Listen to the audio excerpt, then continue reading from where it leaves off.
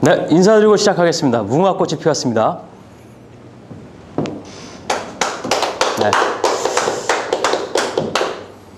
네, 오늘도 5천만 국민을 대표해서 두 분이 나오셨는데, 광복 70주년 생방송 국민 공감 토론 이제 7회가 이제 시작되는 겁니다. 오늘은 위대한 무궁화 경영으로 위대한 가정을 만들고 위대한 조직을 만들고 위대한 사회를 만들 수 있는 그런 거에 대해서 같이 한번 공유를 해보고자 합니다. 무궁화 위대한 경영, 제가 이제 올해 1월 26일 날 발간을 한 책입니다. 예. 이걸 통해서 어떻게 가정과 조직과 사회를 다시 일으키는지 한번 같이 공유해 보도록 하겠습니다. 먼저 대한민국의 성장이 정체된 원인, 이 정체된 원인에 대해서 같이 한번 살펴보겠습니다. 1910년이 무슨 해죠? 다들 아시는 이제 경술국치의 해죠. 국권을 완전히 상실한 해입니다. 그리고 나서 이제 45년도까지 일제 강점기가 계속 일제 지배에 우리가 놓여서 많은 치욕과 억압을 받게 되죠. 그리고 나서 이제 5년 정도 있다가 이런 그 해방 이후에 바로 또 동족 상잔의 비극이 일어납니다. 6.25 전쟁이 일어나는 거죠. 그게 한 3년 동안 지속됩니다. 그러고 나서 우리는 굉장히 이제 모든 서울과 지방 모든 남한 모든 일대가 폐허가 되죠. 그래서 그 시대에 외국인들이 보고 이렇게 불쌍하고 가난한 나라가 있나 하면서 굉장히 애처로워하고 가엾게 여겼던 그런 시절이 있었던 거죠. 그러면서 우리가 이제 해야 될 일은 바로 잘 먹고 잘 사는 게 너무 중요하기 때문에 경제 성장에 대해서 어떤 모든 그 정부에서는 모든 초점을 경제 성장에 두고 고속 성장을 가져오게 되죠. 미국의 도움을 많이 받으면서 원조를 많이 받고 또 일본에도 원조를 받지만 그 원조는 또 이제 그 일본의 자국의 이익을 또 위한 어떤 그런 시스템이 되겠죠. 고속 성장을 하면서 우리가 이제 그 주입식 교육을 주로 하고, 그러죠? 경쟁 심리와 이기주의를 만들어내는 성적순의 정량적 평가 방식이 우리의 교육 시스템이었습니다. 그리고 인성 개발이 결여되고 창의성이 결여된 그런 교육이 지금은 좀 많이 좋아졌습니다만 저희 때만 하더라도 질문을 잘못했다고 질문했다가 맞는 사례들이 여러 번 있었습니다. 선생님이 이렇게 질문했다가 뭐 넌 나를 놀리는 거냐 하면서 뺨때기도 얻어맞고 발로 차이기도 하고, 인간 존중보다는 어떤 이 물질 만능 그리고 계급 중시 그리고 조직 사회에서는 지시와 통제, 감시의 이런 문화가 주로 이제 그 풍토로 문화가 지배했던 거죠. 이런 것들이 이제 결국 대한민국의 성장을 가져오게 된 것이고, 그리고 이런 것들은 뭐냐면 우리의 사회적 질병이라는 것이고요. 우리에게는 바로 이거를 치료할 수 있는 뭔가 치료제가 필요한 겁니다. 그래서 제가 쓴 그 무궁화의 위대한 경영은 바로 이러한 질병을 갖고 있는 사회, 가정을, 개인을 치료할 수 있는 올바른 경영과 리더십의 패러다임, 요 관련된 그런 내용을 담은 경영의 구루 중에 경영 구루들이 존경하는 피터 드러거 박사의 경영 철학을 이제 무궁화에 담아낸 거죠. 그래서 우리는 이제 지식사회 합당한 문화를 만드는 것이 가장 우선돼야 할 일이라 이겁니다. 대한민국 성장의 장애 요소들입니다. 대한민국 성장의 장애 요소들. 먼저는 이제 자연 환경이 상당히 오염이 되어 있습니다. 그죠? 공감하시죠? 그리고 이제 불균형 발전. 지역 갈등, 그리고 정치적 갈등, 수도권에 집중화되어 있는 이런 시스템, 그리고 관광객이 오지만 다음에 다시 또 오고 싶어 해야 되는데 그렇지 못한 부분들이 많이 있다라고 합니다. 그 다음에 이제 역사 문화의 홍보가 많이 부족합니다. 역사 의식이 상당히 낮죠. 그리고 이제 대기업 중심이고 이제 교육 시스템에는 또 이제 또 많은 문제가 있죠. 우리가 이제 사교육비가 고등학생의 경우 42만 원씩 1인당 42만 원의 사교육비가 들어간다고 합니다. 연간 20조가 넘는 사교육비. 그런 것들이 이제 주로 보면 아직까지도 정량적 평가 방식이 좀 더 강하다는 거죠. 그리고 이 정량 평가 방식은 결국은 다시 이기주의나 경쟁 심리를 일으키는 거죠. 협력의 정신보다는. 그러면서 이제 일자리가 부족하고, 예, 기업에서 뭐라 그러냐면 일꾼이 부족하다고 하죠. 인재가 부족하다. 예, 그리고 이제 구직자들은 또 이제 취직할 데가 없다. 또 이런 얘기를 합니다. 예, 그리고 경쟁 심리와 이제 승패적 사고 방식이 이러한 그 시스템 속에서 이제 만연화되는 거죠. 그리고 이제 이기주의, 그리고 또 여성 차별, 뭐 학벌, 예? 학벌주의, 그리고 계급 중시, 물질 만능 이런 것들, 그리고 이제 무책임, 모든 이제 무너진 가치관들이 우리 대한민국 성장의 이제 장애 요소들이라는 겁니다. 한국의 행복 지수를 보니까 34개국 중에서 몇 위냐면 32위. 예, 32위. 세계에서 살기 좋은 도시 서울은 72위. 예, 우리가 72위에 해당됩니다. 그리고 청소년의 범죄율은 이제 상당히 높고요. 교통사고율도 거의 탑이죠, 탑. 우리가 자살률도 아주 탑입니다, 탑. 예. 그 음주 소비율도 상당히 높고 탑입니다, 탑. 그죠? 예, 형사 소송률은 일본과 비교했을 때 한 무려 8배 정도가 이제 높다고 합니다. 예, 이런 요소들을 우리가 안고 있는데요. 이런 대한민국의 심리적 질병 치료제가 필요한 시점이라는 거죠. 심리적 질병 치료에 필요한 시점입니다. 그럼 치료제는 어디 있는가? 그럼 어떠한 것들을 이제 주로 우리가 심리적 질병 중에 어떠한 것들을 주로 치료해야 되는가? 가장 먼저 치료해야 될 것이 저는 이기주의라고 생각하는 겁니다. 이기주의. 소통과 협력을 방해하는, 예, 대립하게 만드는 이기주의, 이게 치료돼야 되고요. 그 다음에 이제 미성숙이라는 거죠. 미성숙, 여기서 이야기하는 이제 미성숙은 뭐냐면 그 스티븐 코비 박사의 성공하는 사람들의 일과의 습관이라는 책이 있습니다. 거기서 보게 되면 상당히 의미 있고 굉장히 그 중요한 내용이 하나 있는데 그게 바로 뭐냐면은 성숙의 연속성이라고 하는 거예요.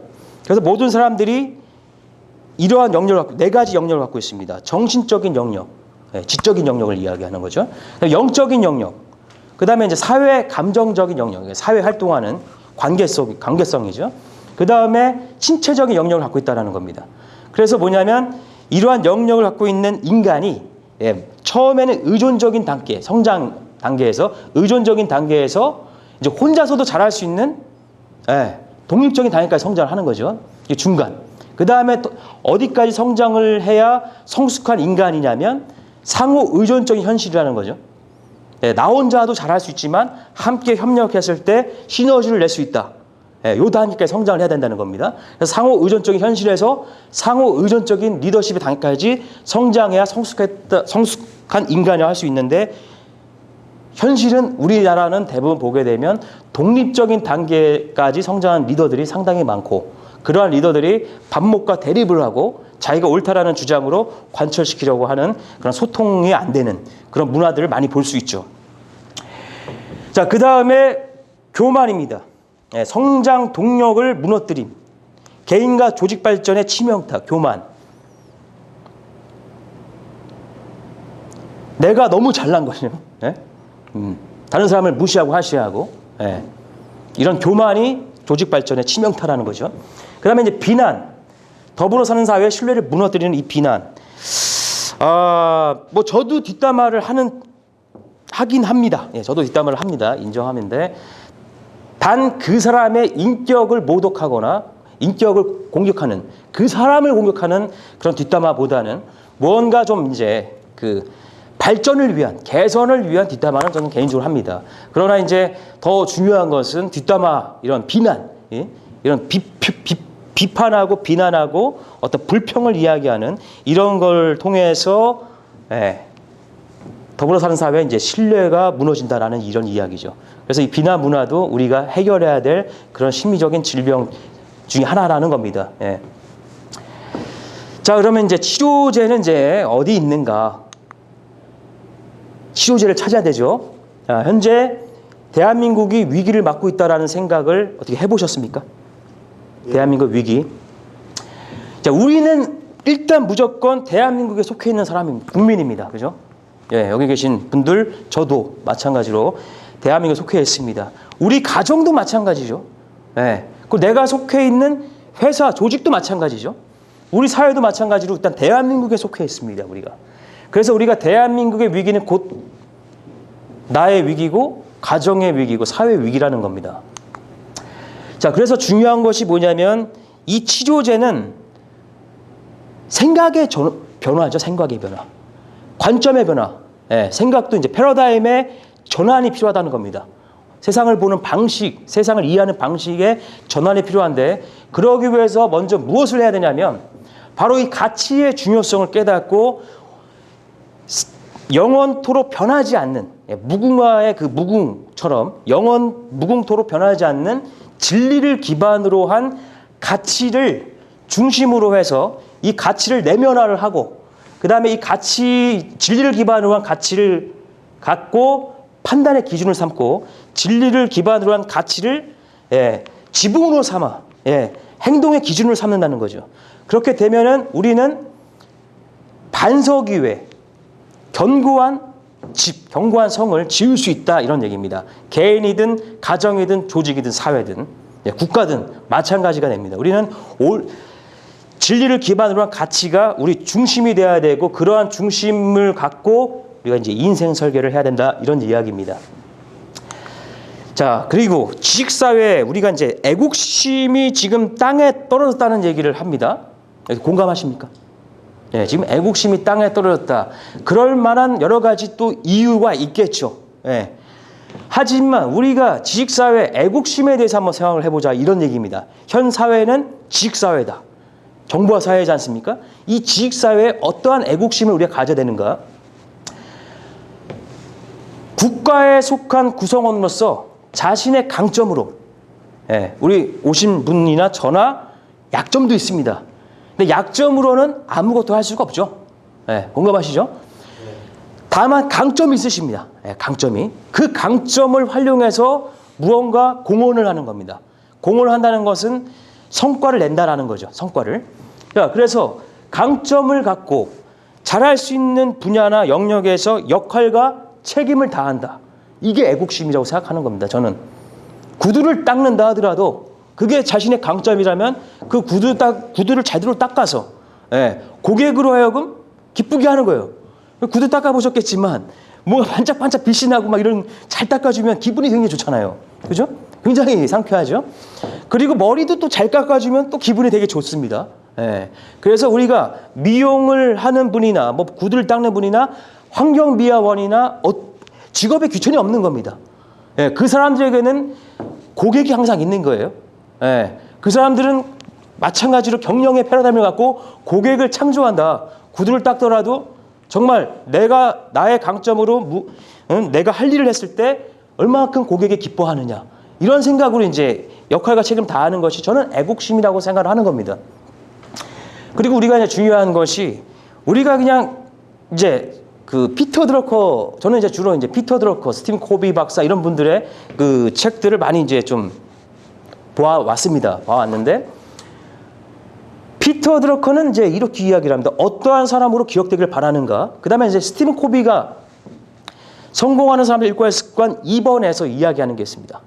목표를 확립하고 행동하라. 요즘에 이제 그 개혁이 돼서 끝을 생각하며 시작하라라는 내용을 바뀌었는데 무슨 이야기냐면 여기서 이런 얘기가 나와요. 눈을 감고 조용한 곳에 가서 눈을 감고 생각을 해봐와라. 그리고 무슨 생각을 하냐면 장례식장이라는 거예요. 내 장례식장.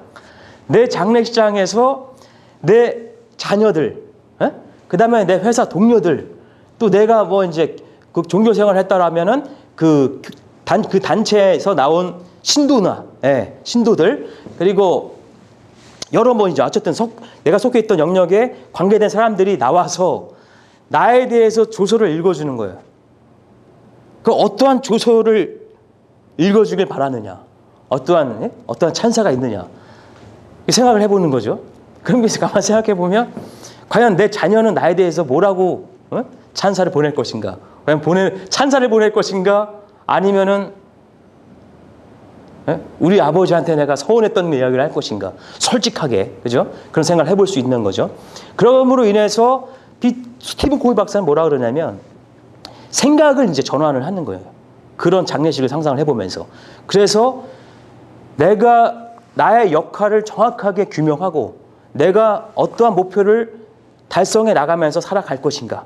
그래서 같은 일맥상통하는 이야기입니다. 피터 드러거 박사나 스티븐 콜 박사나 어떠한 사람으로 기억되길 바라는가, 어떠한 유산을 물려줄 것인가, 자녀들에게 어떻게 어떠한 아빠로, 어떠한 엄마로 기억되길 바라는가, 그죠? 그 다음에 회사에서 어떠한 직장 동료로 기억되길 바라느냐, 어떠한 사장님으로 기억되길 바라느냐, 회장님으로 기억되길 바라느냐, 뭐 이런 일맥상통하는 이야기죠. 그래서 중요한 것은 이제 무엇을 우리가 남길 생각으로 공헌을 하는 것이 되게 중요하다는 겁니다. 무언가를 공헌할 수 있는 거예요. 네? 우리 선생님도 그렇고 선생님도 그렇고 저도 그렇고 무언가 공헌할 수 있는 겁니다. 그래서 학생부터 노인, 근로자, 경영자, 공무원, 정부 관료, 대통령이 이르기까지 우리 모두는 사실 개인이 삶이 있는 것이죠. 그리고 개인 그 삶은 또 조직에 속해 있는 거죠. 조직에 속해서 내가 리더의 역할을 하든 팔로워의 역할을 하든 조직에 속해 있는 거죠. 그리고 국가도 마찬가지입니다. 대한민국에는 이제 입법, 사법, 행정, 지자체 이러한 어떤 기관 속에 기관들이 이제 존재하는 거죠. 자, 그들의 역할과 책임, 거기에 속해 있는 모든 사람들이 자신의 강점으로 역할과 책임을 다할 때 이제 지식사회 애국심이 제대로 피어난다. 무엇과 함께? 저는 이제 무궁화와 함께 꽃을 피우자 이런 이야기입니다. 위대한 무궁화 정신과 함께. 그래서 대한민국의 저는 희망이라고 생각을 하는 겁니다. 다시 피어나는 무궁화. 그동안 이제 무궁화가 지금도 잘 안 보입니다. 사실은. 그죠? 혹시 최근에 무궁화가 이번에 언제부터 폈냐면 6월 한 20일 전부터 폈어요. 좀 더 개화가 좀 일찍 됐습니다. 혹시 보셨어요? 아니요. 보셨습니까? 무궁화가 이제 우리 어렸을 때는 제가 초등학생 때는 좀 많이 보였습니다. 이때까지 좀 많이 보였던 것 같아요. 근데 지금은 이제 사실 보기 힘듭니다. 작정하고 가야 볼 수 있어요. 어디 있는지 작정하고 가면 볼 수 있습니다. 자, 이제는 우리가 그러한 무궁화가 이제 다시 피어나야 된다. 다시 피어나야 된다. 그래서 이러한 내용은 벌써 이제 1회 때, 2회 때 많이 말씀을 드렸습니다. 그래서 조금 이제 그 말씀을 드릴 이야기를 좀 생략을 하고요. 자, 위대한 무궁화 정신으로 다시 일어나는 대한민국. 우리가 고속 성장이 가져온 여러 가지 부작용을 무궁화가, 그동안 말씀드렸던 이 무궁화가 치료한다. 이 무궁화 정신으로 아름다운 자연 환경을 회복하고 환경 오염을 개선하고 자연 친화형 도시를 개발하고 문화와 관광 비전, 문화 관광의 비전을 갖고, 그리고 이제 위대한 전통 문화, 위대한 역사를 소중히 여겨서 다시 바로 세워야 된다는 거죠. 바로. 검증이 또 돼야 되는 거겠죠. 이제 어떤 고증 자료들이 또 있어야 되겠고, 그래서 역사학자들이 정말 우리나라의 이런 위대한 역사를 모든 국민들이 소중히 여겨야 되고 역사의식을 가져야 되고, 또 역사학자들은 정말 위대한 역사를 소중히 여겨서 바로 세운다. 그래서 국민의 강한 자부심이 선진화의 길이다.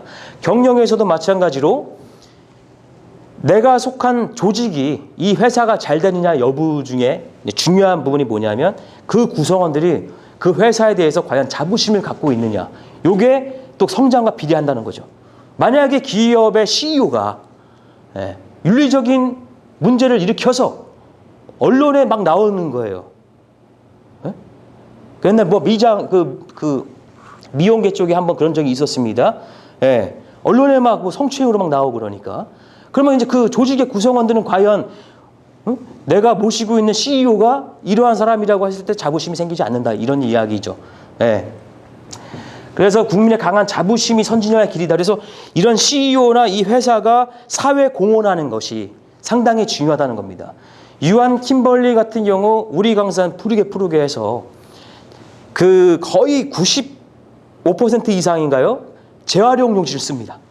그리고 그 수익의 일부를 항상 나무를 많이 심는다고 합니다. 나무를 많이 심는 거죠. 이것은 이제 뭐냐면 구성원들 자부심과도 이제 연결이 되는 것이고, 그 다음에 이 유한 킴벌리는 그 지역 사회에 인심을 잃지 않는 거죠. 자기네가 재질을 만들기 위해서 뽑아쓴 나무만큼 그 이상 심으니까요, 그죠? 그래서 사회적 책임을 감당하고 있는 거죠. 그래서 이러한 강한 자부심 선진화의 길이다. 그렇기 때문에 이 대한민국의 정부에서도 국민들이 자부심을 갖게 해줘야 된다는 이야기죠. 가정에서도 마찬가지로 가정에 가면 가온이 이렇게 적혀 있는 경우가 있지 않았습니까? 그리고 가정교육을 또 잘 시켰을 때 그 아이가 자부심을 갖는 거죠. 예. 그리고 너희 조상 중에는 이러이러한 분이 있었다라는 이야기도 해주고. 예. 저는 개인적으로 덕수이 씨인데 제가 이제 지금까지 오면서 힘들 때 이순신 장군의 후손이라는 것이 예. 항상 어려움 속에서 좀 뭔가 극복할 수 있는 저에게 힘이 되어 주었거든요. 마찬가지로 그런 역사 의식이 우리가 이제 그 같이 그 가정에서 교육을 통해서 이루어진다면 그 아이가 자부심을 갖는 거죠. 그 위대한 무궁화 정신을 심어주었던 한서 남공 선생님께서 아이들에게 무궁화 꽃이 피었습니다라는 놀이를 가르치면서 이 무궁화의 위대한 정신을 가르치면서 아이들에게 무엇을 심어주었냐면 자부심을 심어준 겁니다. 자부심을. 긍지를 심어준 거예요. 앞으로 계속적으로 어려움이 닥칠 때니까, 그죠? 그 어려움을 이길 수 있는 힘, 자부심과 긍지를 아이들에게 심어주신 분이 이제 한서 남궁옥 선생님이죠. 그리고 우리가 이제 지금 현재 굉장히 중요한 가치입니다. 협력이라는 가치죠.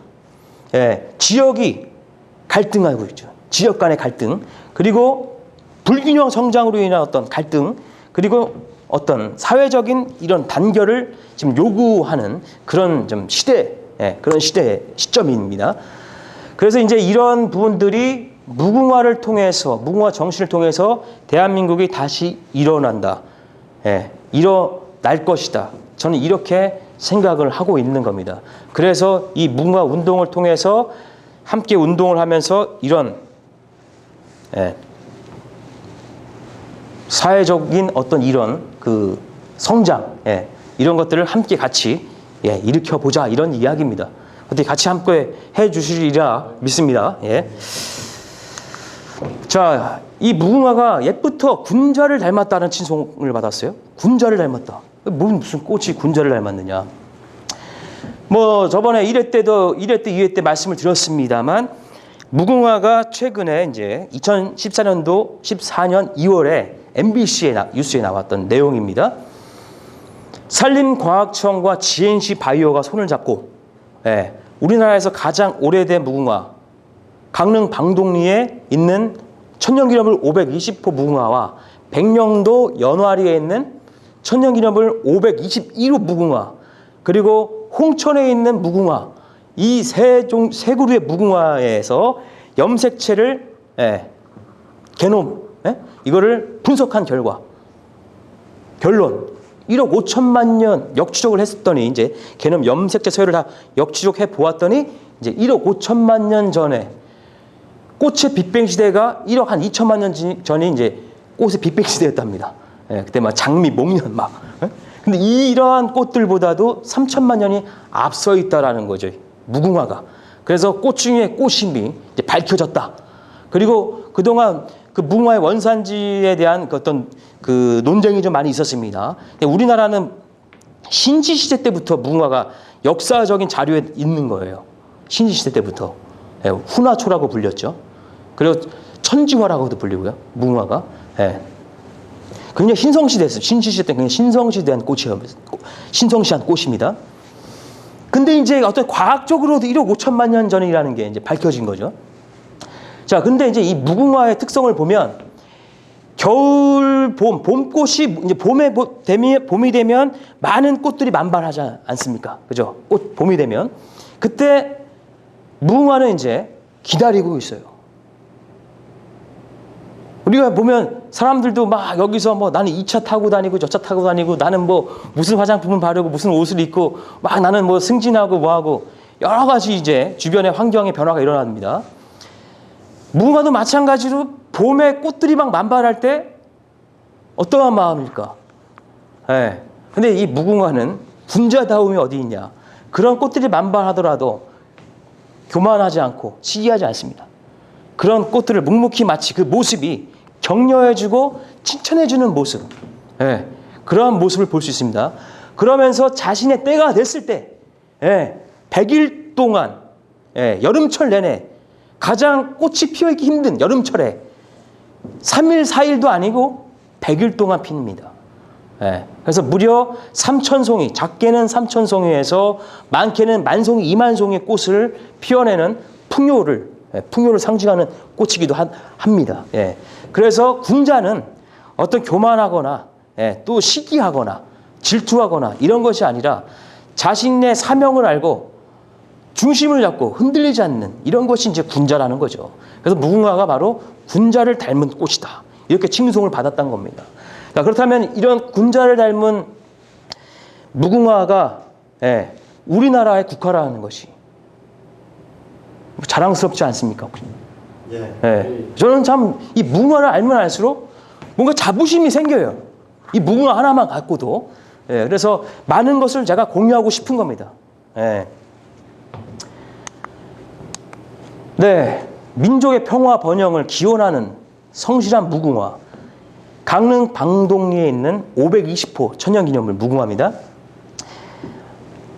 좀 전에 말씀드렸지만 100일간 세계에서 유일하게 1만, 2만, 많게는 3만 소위까지도 피울 수 있는 이렇게 3만 소위까지도 피울 수 있는 무궁화라는 거죠.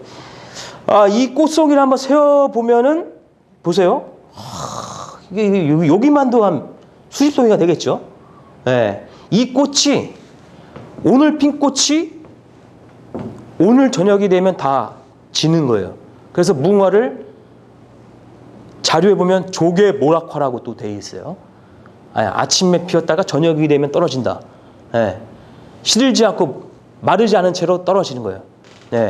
오므라져서 떨어지는 겁니다. 그 다음날 되면 그 옆자리에 다시 또 피어나는 거죠. 저는 여기서 이제 피터 드러컵의 혁신, 고객을 창조하기 위해서 무언가를 세상을 변화시키고 사회를 밝히기 위해서 새롭게 다시 시작하는, 새롭게 다시 창조하는 혁신, 이 혁신을 이제 발견한 거죠. 무궁화가 매일 아침마다 새롭게 피어난다. 그래서 저는 여기서 성실과 혁신을 이제 발견한 것이고, 또한 무엇보다 평화, 번영, 풍요를 상징한다. 이런 얘기입니다. 그래서 우리가 이제 부족의 심리를 갖고 있을 때는 사촌이 땅을 사면 배가 아프고, 누군가가 한정된 파이에서 누군가가 피자를 더 많이 먹을까봐 파이가 하나밖에 없으니까, 피자가 하나밖에 없으니까 배는 고픈데 5명의 장성들이 이 파이 하나 가지고 싸움이 날 수 있죠. 그러나 이 파이가 한 2, 30판을 갖다 주면은 정말 다 같이 배불리 먹기도 남는다는 거죠. 그렇게 했을 땐 양보를 할 수 있고 배려한다는 거죠. 그래서 무궁화는 이런 풍요의 정신 그리고 평화 번영을 이제 기원한다. 저는 이렇게 무궁화를 보면서 그런 걸 느낀다 이런 얘기고, 이걸 또 같이 공유하고 싶다 이런 이야기입니다. 민족의 정신이 다시 무궁화와 함께 다시 피어난다. 우리가 그동안에 고독 성장을 하면서 민족의 정신을 잃어버렸다라고 저는 생각을 하는데 어떻게 공감하십니까? 자, 무궁화를 국회의원들도 지금 법제화를 해야 되는데 그 무궁화를 국회의원들도 화초로 알고 있는 경우가 많습니다. 나무로 이제 알고 있지 않고, 나무가 아닌 화초로. 물론 저도 무궁화를 제대로 몰랐을 때는 뭐 나무인지 그런 생각을 저도 사실 못 가졌었던 건 사실입니다. 그래서 알고 나면 이제 바른 생각을 갖겠죠. 법제화 회의록을 보다 보니까 그 발언하시는 그 국회의원들을 보니까 무궁화를 화초로 하는 분들도 상당히 있다라는 것을 제가 이제 느꼈고요. 무궁화의 꽃의 개념을 넘어선 무궁화는 나무다. 그래서 이러한 나무에서 어떤 그 후함, 아까 풍요, 믿음직함, 자원력, 그리고 추위를 이기는 내한성이 상당히 무궁화가 더 강합니다. 내한성이. 그래서 우리나라 일대에서는 이 무궁화가 다 잘 펴요. 우리나라에서는 모든 영역에서. 미국에서 국화를 이렇게 제정할 때 여러 가지 후보군이 있었는데 그 중에서 이제 무엇이 좀 문제가 있었냐면 2위 후보군이 그 저녁에 안 핀다, 일부에서 핀다라는 이유로 이제 국화 후보에서 떨어졌죠. 근데 우리나라 무궁화는 저녁에서 다 잘 핍니다. 내한성이 강하고요. 그리고 무엇보다 우리가 백이 민족이고 빛의 민족이지 않습니까? 이 무궁화가 햇빛을 맞이하면서 반갑게 웃으면서 피어나는 꽃이에요. 빛의 꽃인 거죠. 그리고 일반적인 꽃이 피고 지는 시기에는 이제 기다린다. 겸손, 절제, 끈기 발견할 수 있는 것이고요. 그 다음에 홀로 가장 뜨거운 여름 내내 7월부터 10월까지 100일 동안 피어난다. 아침마다 새롭고 늘 새롭게 어김없이 약속과 성실 그리고 성과 지향, 고객 지향을 저는 발견하는 것이고요. 한 송이 꽃은 아침에 피고 저녁에 떨어지고 말라 떨어지지 않고 깨끗한 형태를 유지하는 어떤 전문가 의식, 정돈, 책임 이런 것을 발견하는 것이고 꽃잎은 통꽃으로 또 연결되어 있습니다. 하나의 통꽃으로 5개의 꽃잎이 하나의 통으로 연결되어 있는 것을 보면서 협력과 화합을 발견하는 거죠. 가치를.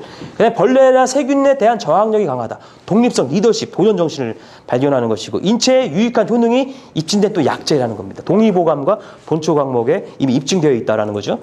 자, 근면하고 성실한 태도, 진취적인 도전 정신, 단일 민족의 자부심, 청렴하고 결백한 민족성, 그리고 강인하고 끈기 있는 내면성을 무궁화를 통해서 우리가 민족 정신을 회복시킬 수 있다. 저는 이렇게 생각을 합니다. 같이 공유하십니까? 공감하시죠? 그동안 이제 무궁화 많이 이제 좀 알게 되셨잖아요. 자, 무궁화 위대한 가치 이걸 다 읽을 수는 없어요. 시간상.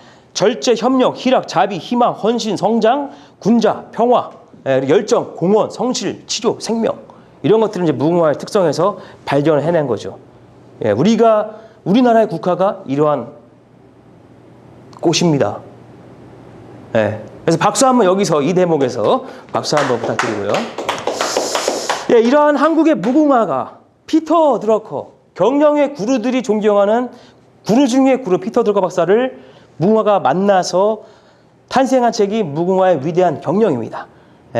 1부에는 이제 무궁화에 대해서, 그리고 2부와 3부는 그 무궁화 인재 경영에 대해서 구성원들, 그리고 3부는 경영자들 대상으로 이제 그 철학을, 경영 철학을 쓴 책이거든요. 자, 왜 피터 드러커를 만났냐? 이분이 무궁화의 정신을 갖고 있더라. 그리고 이분이 상당히 우리에게 삶의 모델이 될 만한 분이다. 지금은 지식사회이지 않습니까? 이분은 이제 개인과 조직의 목적 달성을 지원하는 경영 모델을, 경영 철학을 제시하면서 조직의 성공을 도와주는데 이제 헌신하신 분이죠. 공헌하신 분입니다. 이분이 이제 끊임없이 어떠한 사람으로 기억되길 바라는가를 끊임없이 자기에게 이렇게 질문하면서 매일 새롭게 혁신했던 분이고요. 그리고 3년마다 다양한 주제를 연구하면서 폭넓은 지식을 이렇게 갖게 되면서 석학 중에 석학이죠.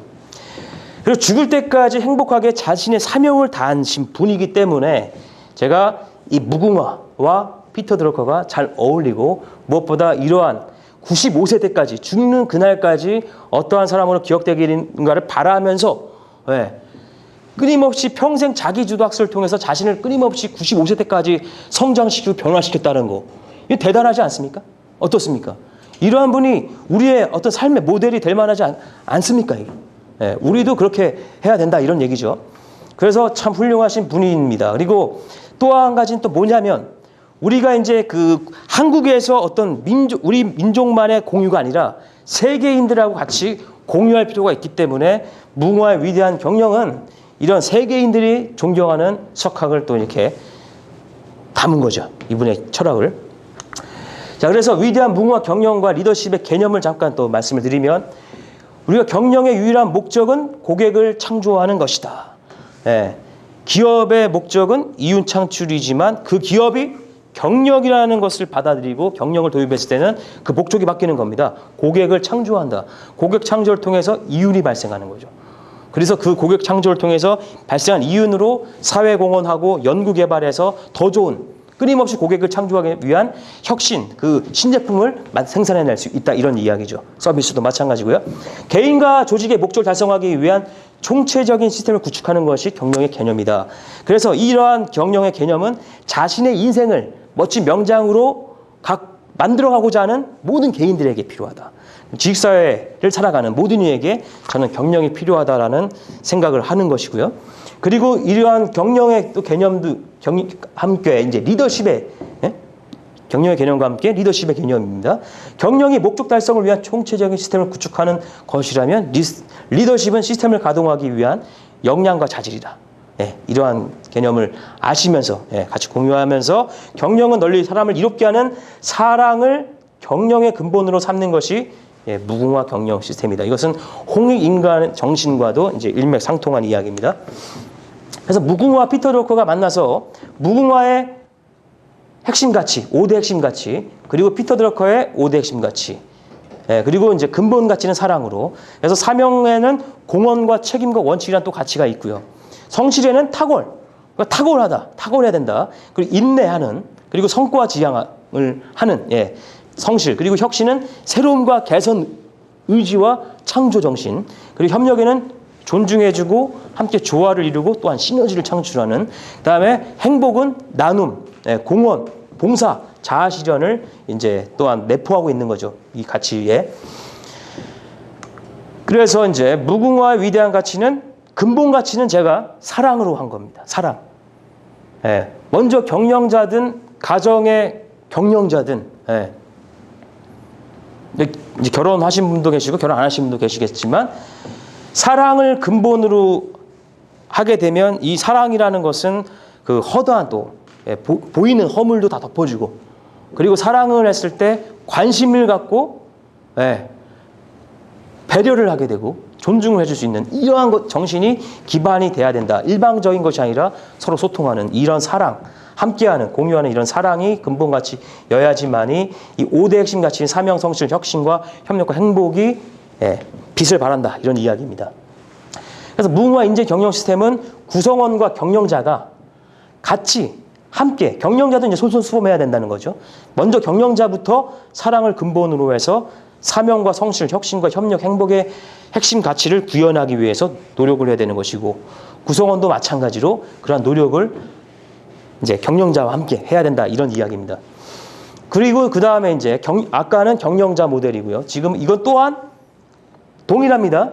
이 같은 모델로 이제 무궁화 인성교육, 이번에 이제 무궁화가 아니라 그 인성교육진흥법이 이제 7월 20일부터 이제 열흘도 안 남았습니다. 열흘 남았죠. 20일부터 시행이 돼야 돼요. 예. 모든 국민들이 인성교육을 위해서, 청소년들 인성교육을 위해서 함께 노력해야 된다라는 이런 내용들이 좀 담겨져 있습니다. 그래서 무궁화 인성교육 모델로 또 이제 무궁화의 근본 가치, 사랑과 5대 핵심 가치가 또한 맞다. 예, 굉장히 적합하다. 이제 이런 이야기고요. 그래서 가정에서도 마찬가지입니다. 자녀들에게 아무리 공부해라 또 중요하지만 더 이 자녀들이 잘 따르게 하기 위해서는 부모님과 교사가 같이 솔선수범해야 된다. 이런 이야기죠. 저는 여기서 이제 마하트마 간디의 이야기를 가끔씩 드리는데, 마하트마 간디에게 어느 어머니가 자기 딸을 데리고 찾아온 거예요. 선생님, 우리 아이가 사탕을 너무 많이 먹어서 이빨이 썩고 있습니다. 이 아이에게 제발 사탕을 먹지 말라고 좀 해주십시오. 그 당시 이제 간디가 상당히 사회적으로 존경을 받고 있었기 때문에 어머니가 데리고 갔더니 간디가 하는 이야기가, 갔다가 일주일 있다가 다시 오시면 좋겠다. 이렇게 얘기하고 돌려보냈습니다. 그래서 어머니가 다시 일주일 후에 아이를 데리고 갔더니 그때 간디가, 아이야, 사탕을 많이 먹으면 이빨이 썩는단다. 이렇게 이야기했다라는 거죠. 그래서 어머니가, 그 간단한 이야기를 그때도 좀 해주면 좋은데 왜 다시 일주일 만에 오라 그래서 이야기를 하십니까? 물어봤더니 간디가 하는 이야기가, 그때 저도 설탕을 좋아해서 사탕을 많이 먹고 있었다, 단 것을. 그래서 못했다라는 거죠. 그러니까 언행일치가 그만큼 중요하다는 걸 이제 간디가 몸소 실천하고 있었다라는 대목입니다. 그래서 많은 부모, 교사님 분들이 아이를 또 존중해줘야 됩니다. 이 아이도 하나의 인격체거든요. 네, 그래서 존중해주고 스스로 알아서 할 수 있게끔 뭔가 만들어주는 게 굉장히 중요하다는 거죠. 그래서 사랑과 사명, 성실, 혁신, 협력, 행복의 가치가 부모, 교사부터 그리고 자녀에게 전이되어서 아이들의 뇌 구조가 제대로 이제, 이 뇌가 제대로 받아들이는 거죠. 이제 안 그러면 혼란이 생겨요. 애들이 자기들은 부모님이나 교사님은 이러지 않고 나한테 이렇게 얘기하라고 하면 혼란이 생깁니다. 예. 그래서 무궁화 경영 시스템은 근본 가치가 사랑. 그래서 경영은 사람에 관한 것이며 리더십은 사람을 위한 것이다. 사명, 이거는 어떠한 사람은 기억되기를 바라는가에 대한 질문에 대한 답. 존재 가치죠.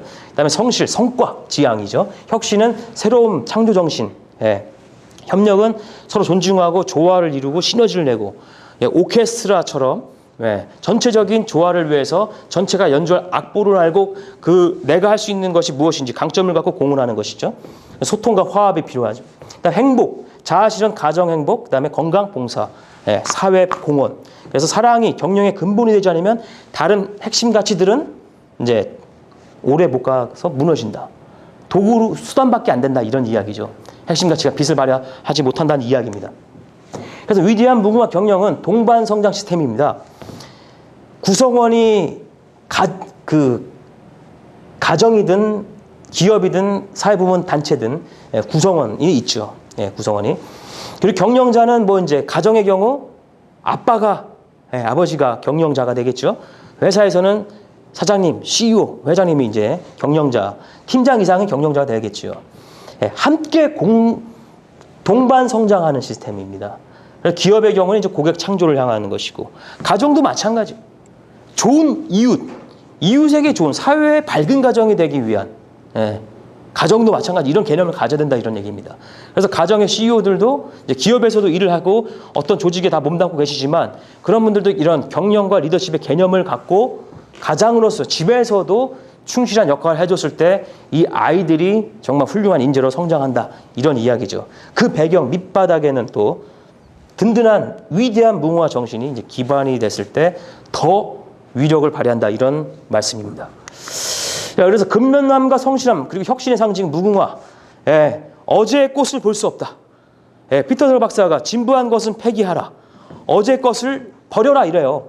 왜냐하면 어제의 것을 붙들고 있다가 새로운 기회를 잡지 못한다는 거죠. 그래서 성과를 내는 사람들은 문제에 집중하는 것이 아니라 기회에 집중하는 거죠. 새로운 기회, 자신의 에너지를, 시간을, 자원을 투여하는 거죠. 그래서 아침마다 새롭게 피고 저녁이 되면 다시 지는 이 무궁화는 다음 날을 준비한다. 성실한 자세로. 이게 무궁화의 이제 생태주기인데 6시간 단위로 이제 변화되는 모습을 볼 수 있습니다. 8시간 단위로 변화된다는 모습은 또한 피터 드러커 박사가 이야기한 제로 그래프트. 어떠한 기획안이나 초안을 작성하기 위해서는 6시간 이상의 덩어리 시간이 필요하다. 그래서 30분 단위로 뭐 10번 하는 것보다 한 번에 집중할 수 있는 덩어리 시간이 필요하다. 이런 이야기를 했죠. 혁신을 위한 5가지 방법은 이제 첫째, 성공하지 않은 것은 모두 폐기하라. 두 번째, 모든 제품, 서비스, 프로세스를 개선해라. 그리고 세 번째, 모든 성공을 추구하여 새로운 전개를 도모하라. 네 번째는 체계적으로 혁신을 실행하라. 체계적으로. 그리고 5번째는 사고방식을 근본부터 바꿔라는 거죠.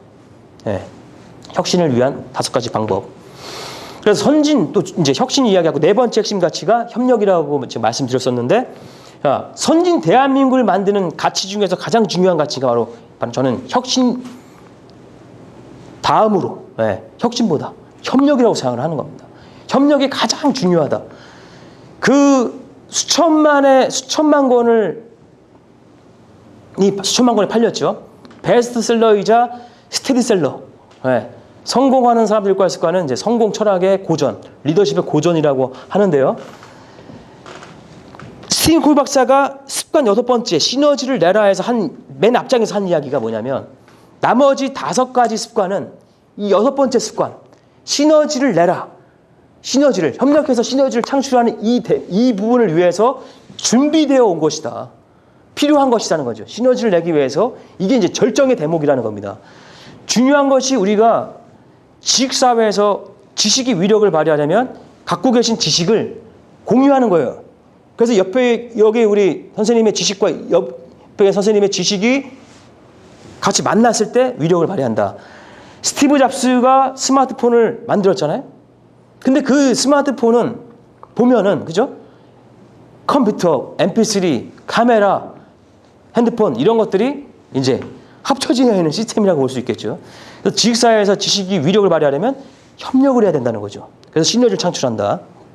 그래서 저는 이제 이 무궁화를 통해서 우리가 다시 선진 대한민국으로 가기 위해서 그리고 선진 기업, 훌륭한 가정을 만들기 위해서는 바로 이런 협력, 함께 했을 때 시너지를 창출하는, 가정에서도 시너지를 창출할 수 있는 거예요. 부부가 서로 대립하는 것이 아니라 서로 생각을 존중하면서 협력해서 시너지를 창출할 수 있는 그런 내용들이 또 이제 그 세븐 해빗이라는 책에 있습니다. 그래서 이제 시너지를 창출한 대화 과정, 요것을 좀 설명을 드립니다. 아까도 말씀드렸지만 협력은 최고의 가치입니다. 그래서 우리가 협력을 하기 위해서는 먼저 신뢰 기반이 있어야 돼요. 신뢰 기반. 그래서 신뢰를 쌓기 위해서 감정 은행 계좌라는 것이 이제 그 성공하는 사람들 일곱 습관에 있는데 은행 계좌라는 건 뭐냐면 신뢰의 정도를 은행이라는 그 개념으로 이제 비유를 한 거예요. 예.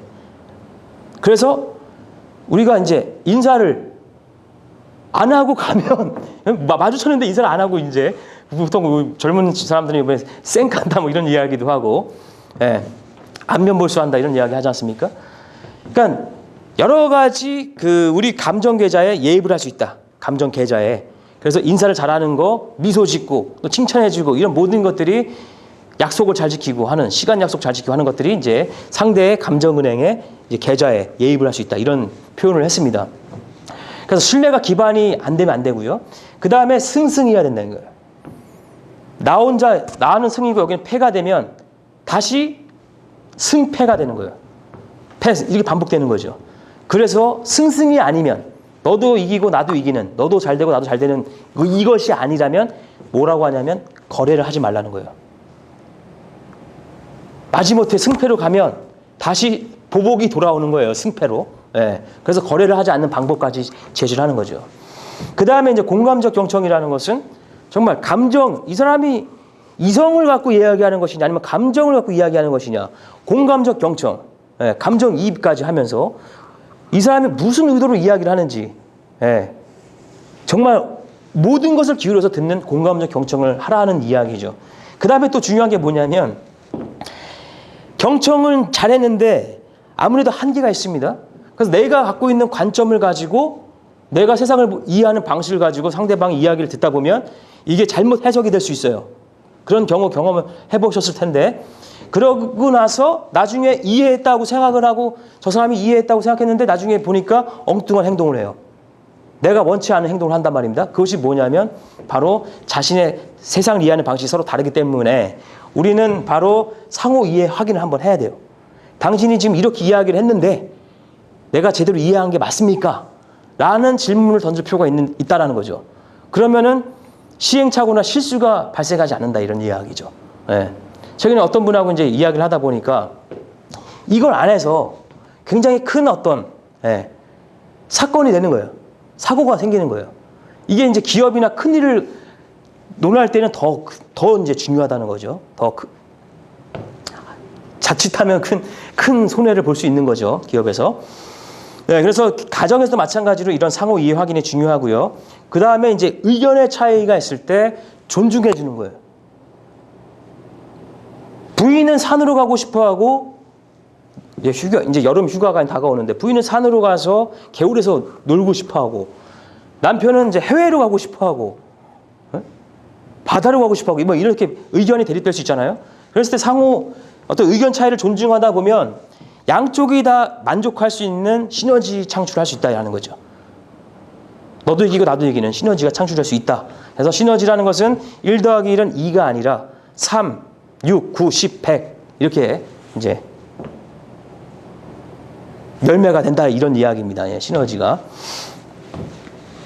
이해 가십니까? 예, 요 대화 모델을 한번 돌아가셔가지고 한번 적용을 해보시면 요거 굉장히 중요한 내용입니다. 그래서 앞으로 이제 인간관계에서든 어떠한 조직 생활에서든 이러한 대화 모델을 제대로만 활용하시면 많은 이익을 경험하시게 될 거예요. 그래서 이 무궁화 협력 정신으로 진정한 세계와 진정한 선진화를 만들기 위해서는 바로 이 무궁화 협력 정신, 소통하고 화합하는, 그래서 시너지를 창출하는 이 정신이 우리를 진정한 대한민국을 선진화 시키고, 또 우리 가정과 우리 조직을 선진화시킨다. 정치인부터 군인, 문화예술 전문인, 직장인, 학생, 기업인, 지자체장까지 이렇게 무궁화 협력 정신으로 소통하고 협력했을 때 시너지가 창출된다. 그래서 저는 광복 10주년 무궁화 정신으로 하나 되는 대한민국, 다시 일어나는 대한민국을 희망하면서 그 희망을 같이 공유하고자 하는 것입니다. 위대한 무궁화 정신으로 온 국민이 국가 기업, 사회 부문의 CEO 및 리더들부터 청소년 대학생, 사회 모든 구성원에 이르기까지 위대한 무궁화 정신으로 변화하고 성장하기를 바라고요. 그리고 위대한 무궁화 경영으로 정부기관, 비영리단체, 기업들이 상호 협력하여서 국가 경쟁력을 강화시키는 것을 희망한다. 이런 이야기입니다. 그래서 정부기관은 글로벌 인재를 양성하기 위해서 화합 정치와 경제 활성화를 위해서 균형 발전과 관광 산업을 촉진시켜서 경제를 더 활성화시키고요. 규제 완화를 시키고 기업을 활성화시키기 위해서 지원을 하고요. 정경유착을 하면 안 되겠죠. 그리고 부정부패하면 안 되겠죠. 기업은 강한 중소기업이 돼야 되고 세계화를 이루고요. 그리고 인간 존중의 조직 문화를 만들어내고 사명, 성실, 혁신, 협력의 경영을 하고 사회적인 책임, 사회 공을 하는 기업으로 위대한 기업, 고객에게 사랑받고 존경받는 기업, 구성원들에게 존경받는 기업, 구성원들의 자부심을 느끼는 기업으로 성장을 하는 것을 이제 희망합니다. 비영리 단체는 무엇보다 더 사명감을 갖고 봉사자들이 만족하게 경영을 하고요. 그다음에 사회적인 문제를 제대로 해결해 나가면서 협력을 통해서 신뢰를 창출하고 그리고 고객을 만족시키는 비영리 단체도 고객을 만족시켜야 된다는 겁니다. 그래서 비영리 단체도 경영이라는 패러다임과 경영 시스템이 필요하다는 거죠. 많은 우리 비영리 단체들 보게 되면은 경영을 개념이 없이 잘못 운영해서 죽어있는 그런 사단법인 이런 단체들이 많이 있습니다. 그래서 사단법인도 경영의 패러다임이 필요하다라는 말씀을 드리는 겁니다. 그래서 무궁화 경영 시스템으로 선진 경제를 이룩하자.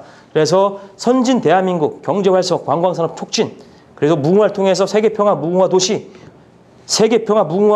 도시에서 무궁화 국가 브랜드를 강화시키고 세계 평화를 주도하는 대한민국으로 세계적으로 이제 존경받고 세계에 공헌하는 그러한 대한민국이 되기를 희망한다. 이런 이야기고요.